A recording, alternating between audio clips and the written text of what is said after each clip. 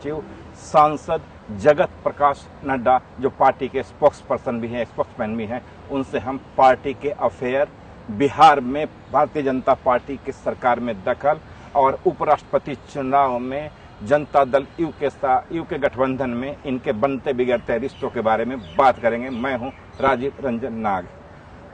नड्डा जी, राष्ट्रपति चुनाव में आपकी पार्टी ने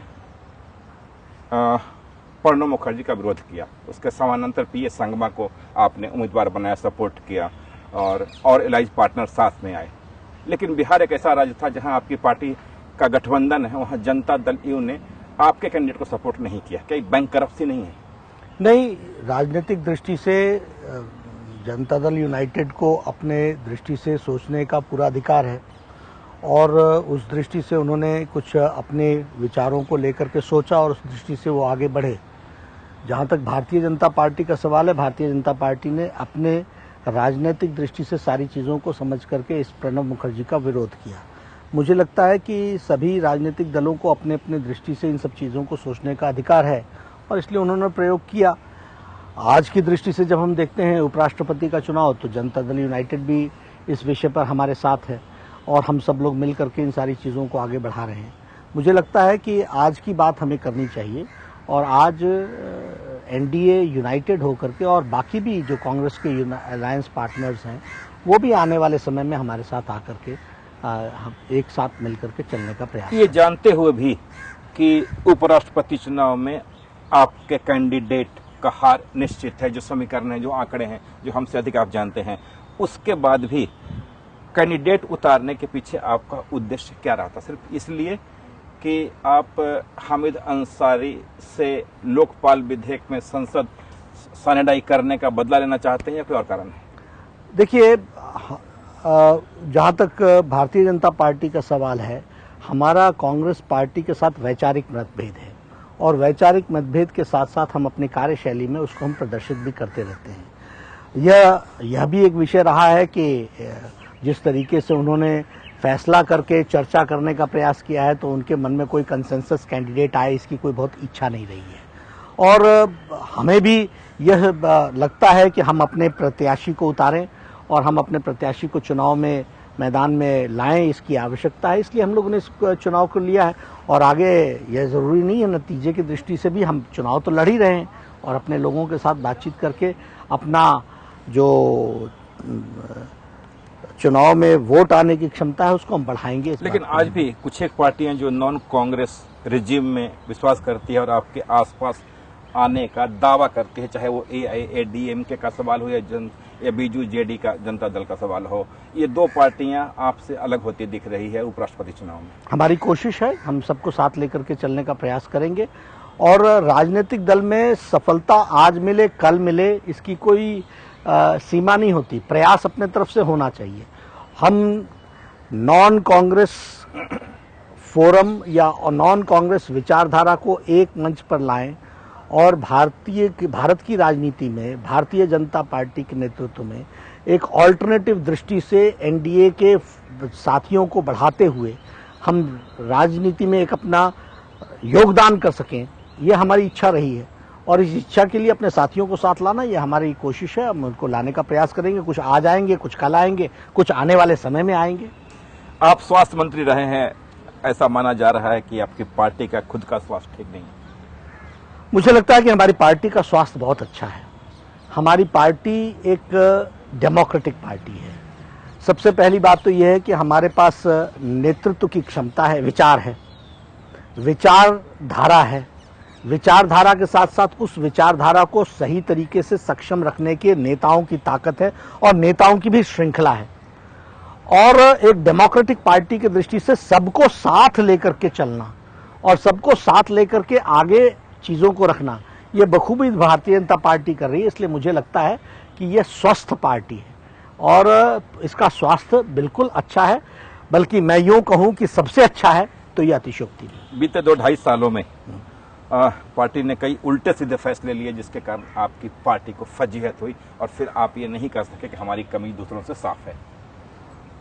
उदाहरण के लिए झारखंड में आपने बेमेल सरकार बनाया, उसके बाद आपने और कई ऐसे फैसले लिए जिससे पार्टी की फजीहत इस रूप में हुई जैसे आपकी पार्टी में संघ का जबरदस्त दखल है, जो आप खुद फैसला नहीं कर पा रहे हैं कि हमें ये करना है क्योंकि संघ का उसमें स्वीकृति चाहिए?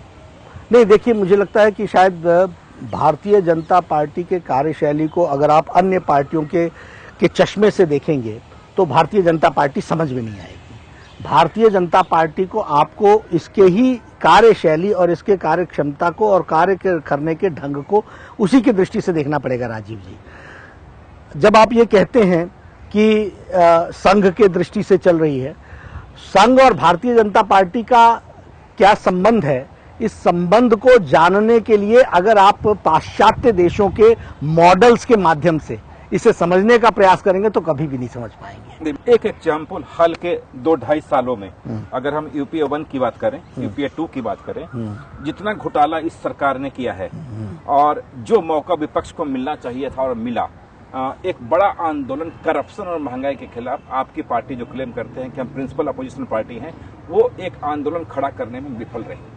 देखिए, आंदोलन के तरीके बदल चुके हैं और आंदोलन के रिस्पॉन्सेज भी बदल चुके हैं।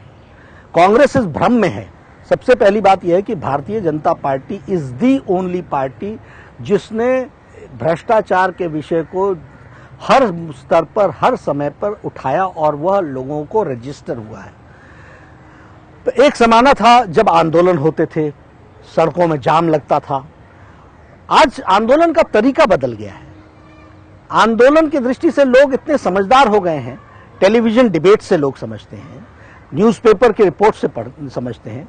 कोई एक किसी के द्वारा कोई एक आर्टिकल छपता है, उस पर रिस्पॉन्सेज आते हैं। बहुत सी चीजें आजकल ईमेल पर हो रही हैं।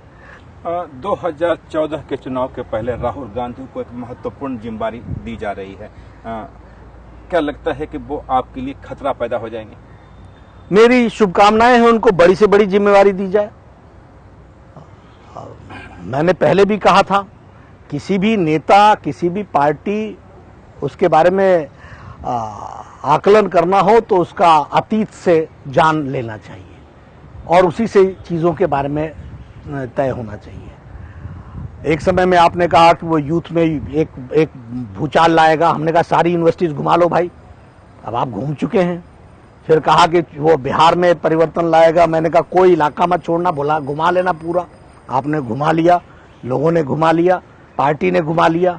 फिर कहा यूपी में बहुत बड़ी परिवर्तन लाएगा। हमने कहा कोई छूट ना जाए कोई इलाका, वो भी घुमा लीजिएगा, वो भी घुमा लिया आपने। अब आप और अच्छी जिम्मेवारी दीजिए, बहुत अच्छी बात होगी। पार्लियामेंट में भी उन्होंने बोला है, चंद मिनट बोले हैं, वो भी सबको जग जाहिर है। जो जिम्मेवारी आपकी थी करप्शन के खिलाफ, वह जिम्मेवारी अन्ना सरीखे नेता निभा रहे हैं। ये देखिए, मुझे लगता है ये भी एक बहस मुझे लगता है कि शायद ठीक नहीं है।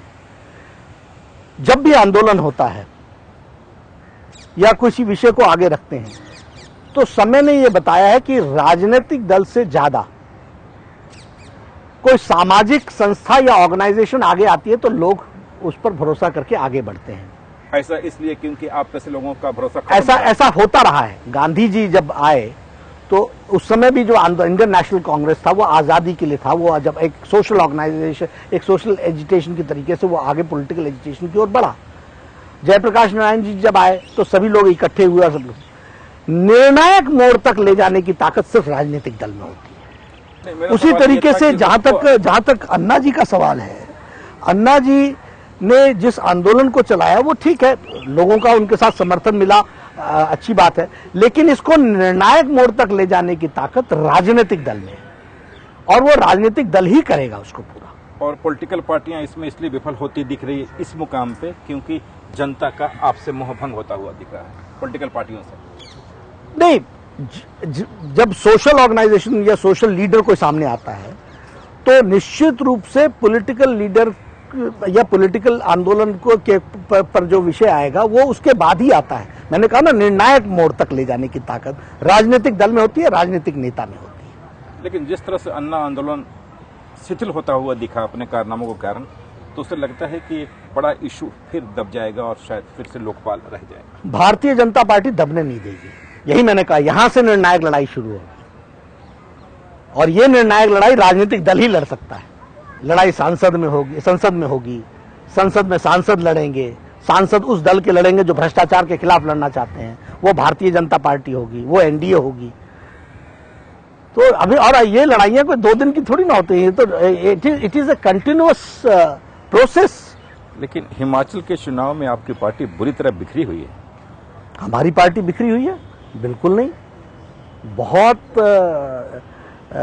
संगठित और सभी लोग एक साथ मिलकर के चुनाव में आ रहे हैं, लगे हैं, और हम इसमें संगठित रूप में सरकार बनाने वाले हैं। लेकिन आमतौर पे आपके स्टेट का चरित्र ये रहा है कि बारी बारी से सत्ता में बदलाव हुआ, इस बार का क्या?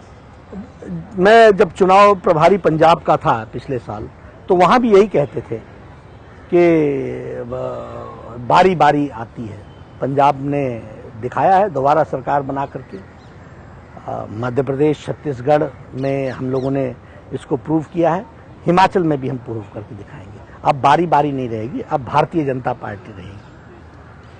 आपकी पार्टी का जो यूथ विंग है वह भी आपके आईने में ही अपना भविष्य देखता है और फैसले करता है, उसका अपना अलग से कोई वजूद नहीं है। उसके कोई भी कार्यक्रम आपसे पूछ के किए जाते हैं, उनके खुद के अपनी पहल नहीं होती।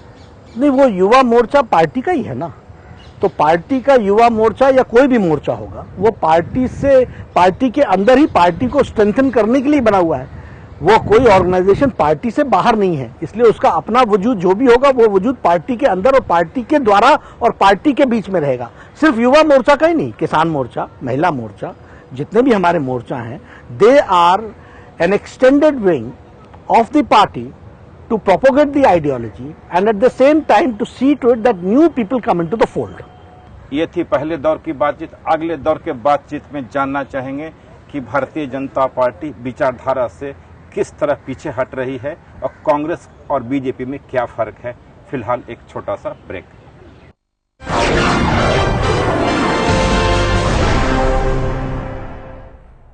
हे भगवान, ये क्या हो गया? भाई स्कोर क्या हुआ? यार 1 बॉल 6 to win, 6 है, हम जीत गए। यस। I am sorry. मेरा बेटा। अब बातें रहेंगी हमेशा ऑन। नया सैमसंग मेट्रो, चैट ऑन और स्मार्ट डुअल सिम के साथ। मैं हूँ सर्दी, बाहु खांसी। अब लड़ेगा हमारा साथी, पल में भागे सर्दी खांसी। जब सर्दी सताए और खांसी रुलाए तो अपने लाडले को दीजिए x factor junior cup syrup, और साथ में बुखार हो तो x factor junior plus. Baba Dham देव घर में भक्तों का स्वागत। कांवरियों के लिए सुविधा युक्त यात्री विश्रामालय, चिकित्सा शिविर, सूचना एवं सहायता केंद्र, 24 घंटे हेल्पलाइन की सुविधा। सरकार हर संभव यह प्रयत्न कर रही है कि आपकी यात्रा सहज एवं सरल हो, और इस कार्य में लगे हुए सभी लोगों को बहुत बहुत साधुवाद एवं धन्यवाद। आपकी भक्ति और श्रद्धा में हमारी आस्था है। झारखंड सरकार। Shri Krishna Institute of Engineering and Technology. In the last 6 months, almost 93 companies did campus interviews in which 1,286 students got placements. सावन, शिव और सोमवार, आखिरी सोमवार पर होगी हर मनोकामना पूरी। घर बैठे सोमवारी की व्रत कथा देखें लाइव। कैसे करें पूजा की विधि ताकि हो हर इच्छाएं पूरी। देखिए सुबह 8 से 9 सिर्फ इंडिया न्यूज बिहार झारखंड पर।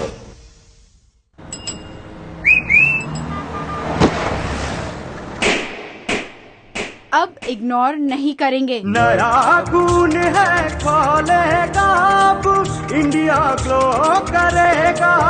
खून बढ़ाए, शक्ति दे, सौंदर्य निखारे, पूरे परिवार का हेल्थ टॉनिक हाइड्रोफॉल में। आप हेल्दी, इंडिया हेल्दी।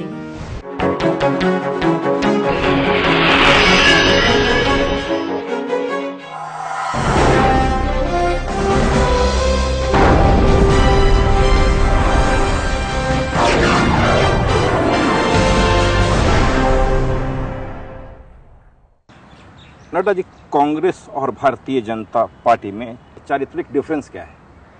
देखिए, कांग्रेस पार्टी में मॉरल स्टैंडर्ड्स का जहां तक सवाल है, अब उस पर चर्चा करने की ताकत ही कांग्रेस पार्टी में नहीं रह गई है।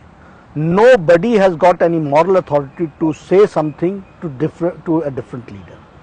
इसलिए कुल मिलाकर के कांग्रेस की स्थिति ऐसी हो गई है कि वह भ्रष्टाचार की जननी, भ्रष्टाचार की पालक, भ्रष्टाचार की पोषक और भ्रष्टाचार में ही ऊपर से नीचे तक आकंठ डूबी हुई है। इसलिए द मॉरल, चारित्रिक जो आप बोल रहे हैं उनका कैरेक्टर, उसमें मॉरल स्ट्रेंथ किसी को डूज एंड डोंट समझाने की ताकत ही नहीं रह गई है। कांग्रेस के खिलाफ आपका मूवमेंट, मैंने कांग्रेस के करप्शन के खिलाफ आपका मूवमेंट इसलिए भी वीक होता हुआ दिखा क्योंकि कांग्रेस के सामने कर्नाटक उदाहरण था। कर्नाटक में भारतीय जनता पार्टी साउथ में पहली बार सरकार बनी। हमारे येडियुरप्पा जी वरिष्ठ नेता हैं। येडियुरप्पा जी पर जिन बातों का आरोप लगा उनको खुद हाईकोर्ट से भी रिलीफ मिली और हम भी ये मानते थे कि उनको गलत तरीके से फंसाने का प्रयास हुआ। जिस दिन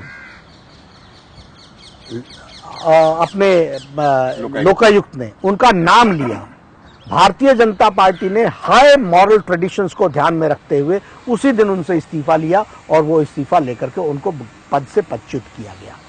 उस ट्रेडिशन को क्या कहेंगे जब येदियुरप्पा बार बार दिल्ली आकर के ललकारते हैं? आप कहते हैं कि नेता का बदलाव। ललकारते नहीं है, उनके मन में कुछ विषय आते हैं, उन विषयों को लेकर के वो चर्चा करते हैं। मैंने कहा it is a democratic organisation, you will have to understand he is within the framework of a political party.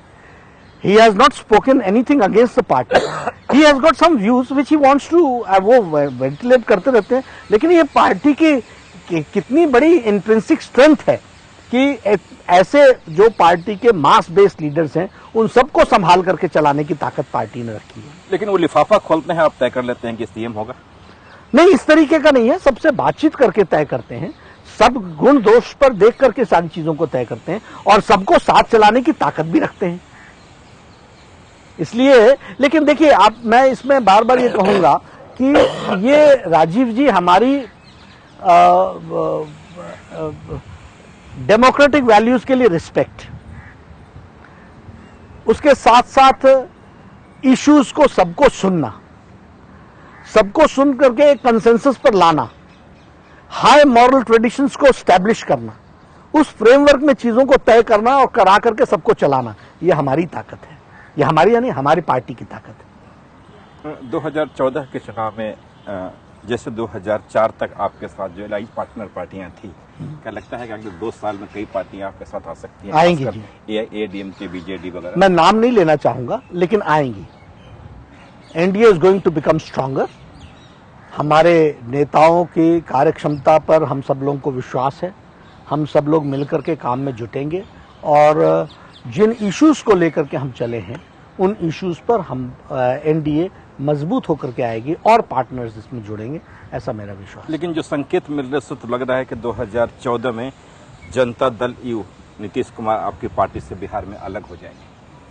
अब आगे देखिए, सब ठीक रहेगा जी। क्योंकि वो सेकुलर फंडा लेकर के अपने आप को स्टैब्लिश करने की कोशिश कर रहे हैं और सब यही कारण था कि प्रणब मुखर्जी को सपोर्ट करके उन्होंने संकेत दिया। नहीं, देखिए जहां तक सेक्युलर का विषय है, भारतीय जनता पार्टी भी इन सारे विषयों से अवगत है और हम भी इन विषयों को सबको संभाल करके चल रहे हैं और सब चीजों को ध्यान में लेकर के चल रहे हैं। भारतीय जनता पार्टी ने भी जहां जहां शासन किया है सभी वर्गों को आगे बढ़ाने का प्रयास किया है, सभी वर्गों की चिंता करने का प्रयास किया है। ये सेकुलर शब्द बोल करके सिर्फ कुछ भारतीय जनता पार्टी को आरोपित करने का प्रयास करें या अलग थलग करने का प्रयास करें, ये किसी की कोशिश हो सकती है पर इसमें सच्चाई नहीं है। दूसरी बात, कोशिश किसी और की नहीं, नीतीश कुमार की। नहीं, नीतीश जी भी हमारे साथ रहेंगे, हम सब लोग मिलकर के आगे बढ़ेंगे, ऐसा हमारा विश्वास है। और he has been a very healthy partner and he will remain a healthy partner। Narendra Modi ji को प्रधानमंत्री के तौर पे किसी ने नाम लिया तो सबसे पहले प्रतिक्रिया उनकी हुई और वो बुरी तरह बिखर गए। ये सब लोग मिलकर के आपस में मिलकर के तय करेंगे, ये कोई ऐसा इशू नहीं है। मैंने कहा ना कि डिस्कशंस होती हैं, डिस्कशंस में सबके अपने अपने मत, लेकिन वो ये अकेले तय करते हैं कि नरेंद्र मोदी को बिहार आना चाहिए या नहीं। अपने मत कब सबको अपने अपने मत कहते हैं, लेकिन कुल मिलाकर के सारी चीजें जब तय होंगी तो कलेक्टिवली तय होंगी। भारतीय जनता पार्टी में जिस डेमोक्रेसी की बात आप कर रहे हैं, दावा कर रहे हैं, यहाँ भी नेता थोपे जाने वाली स्थिति है, खास करके संगठन में। नहीं, ऐसा तो नहीं है, बिल्कुल इस प्रकार की बात नहीं है।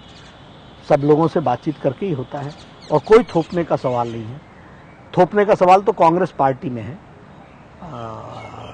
और कांग्रेस पार्टी में भी अपने लिए अलग और दूसरों के लिए दूसरे मापदंड अपनाए जाते हैं। वो क्या समझे? अब अगर एक तरफ हम उनकी कोशिश है कि गांधी परिवार की 5वीं पीढ़ी आकर के चीज़ों को संभाले, और सोनिया जी को भी जब अध्यक्ष बनना होता है तो उनकी टर्म 5 साल की, और नीचे प्रदेश के और बाकी अध्यक्ष जो होते हैं उनको रातों रात बदल दिया जाता है, उनकी कोई टर्म नहीं, वो on the mercy and on the pleasure of the president होते हैं।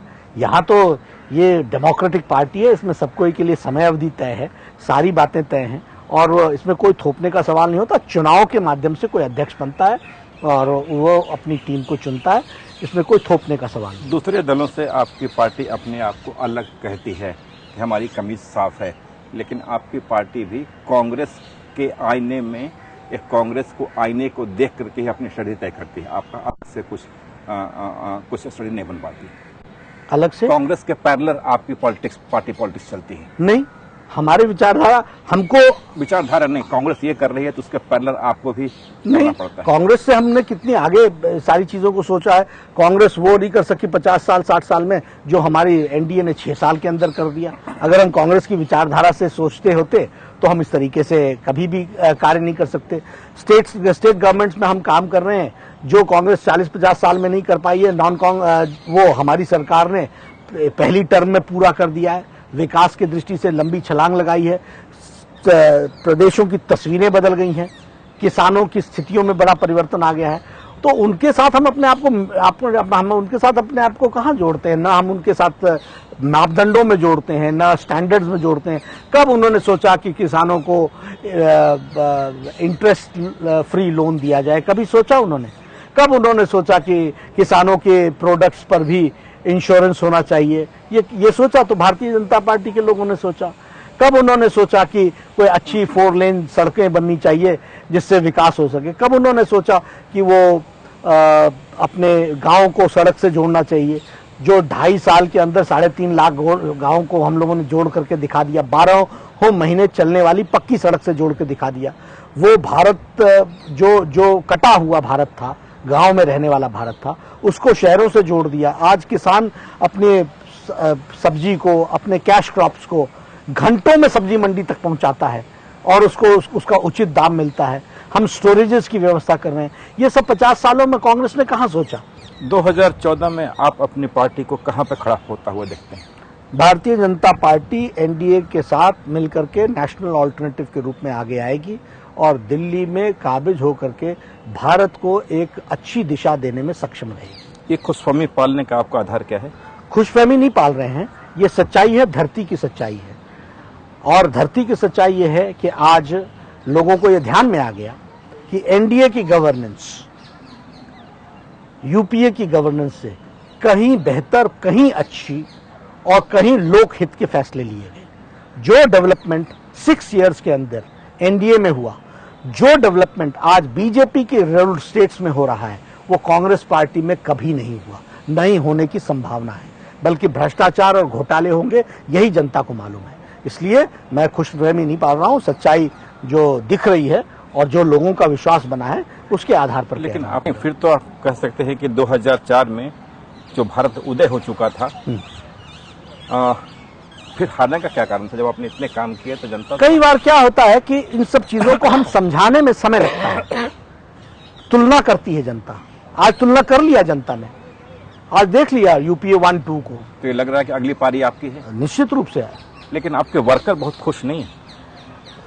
पार्टी के वर्कर्स में काफी असंतोष है, क्योंकि प्रत्येक जहां आपकी सरकारें हैं वहां सरकार और संगठन में सीधा एक तरह से दुराव की स्थिति है, एक तरह से असंतोष है। नहीं, मुझे लगता है कि ऐसी बात नहीं है। अभी हम पंजाब में चुनाव लड़े, हमारी सरकार थी, हम फिर से सरकार में आए हैं। कैसे संभव हुआ? बिहार में हम सरकार में थे और बिहार में हम सरकार में हमारे वर्कर्स थे, उन्होंने काम किया। हम दोबारा आए और मजबूती के साथ आए। कैसे आ गए? तो इसलिए वर्कर्स में असंतोष नहीं है, वर्कर्स खुश हैं और वर्कर्स पूरी ताकत के साथ चुनाव में लड़ते हैं, तभी सफलता मिलती है। आखिर 2 स्टेट्स में हम चुनाव में जा चुके हैं और दोनों स्टेट्स में हमारी सरकार थी, हमने रिपीट किया है। तो ये संभव तभी होता है जब वर्कर्स खुश हों। लेकिन जो संकेत मिल रहे उससे लग रहा है कि गुजरात में आपकी स्थिति अच्छी नहीं है। मैं कुछ कहूँ मीडिया पर तो अच्छा नहीं, लेकिन कब कहा गया कि हर चुनाव के पहले हमेशा यही कहा गया कि गुजरात में स्थिति ठीक नहीं है, गुजरात में स्थिति ठीक नहीं है, और हर समय गुजरात जीत करके आता रहा। गुजरात अपने स्वाभिमान, अपने अस्तित्व के साथ, पूरी क्षमता के साथ नरेंद्र मोदी जी के नेतृत्व में आगे आता रहा। इस बार भी ऐसा ही रहेगा। अंत में एक सवाल, क्या लगता है कि 2014 के चुनाव में नरेंद्र मोदी आपके पार्टी के झंडा बदार होंगे? देखिए, ये फैसला पार्टी के वरिष्ठ नेताओं ने और सबने मिलकर के लेना है, लेकिन मोदी जी हमारे वरिष्ठ नेता हैं, सक्षम नेता हैं, और हर दृष्टि से उन्होंने गुजरात को एक नेतृत्व दिया है, और उनकी छवि और उनके नेतृत्व को देश ने भी माना है, प्रदेश के लोगों ने भी माना है। लेकिन फैसला जो है ये वरिष्ठतम नेता सब एक इकट्ठे होकर के इस पर लेंगे। लेकिन शायद आपके अलाइज पार्टनर उसके तैयार नहीं होंगे। ये सारी बातें वरिष्ठतम नेता सब लोग मिल करके, जिसको बोलते हैं इन टोटलिटी में, ये इसकी चर्चा करके फैसला करेंगे। तो ये थी आज की बातचीत। अगले सप्ताह किसी नए मेहमान के साथ फिर मिलते हैं। फिलहाल विदा।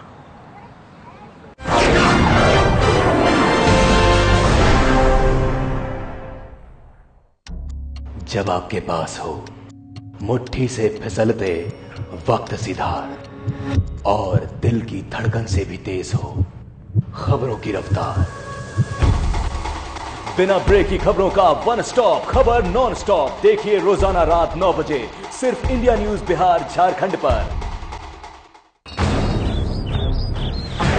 होश उड़ा देंगे जादू नगरी के जादूगर। ये है तिलिस्मी माया का अनोखा सफर। अब तक नहीं हुआ जो अब होगा वो।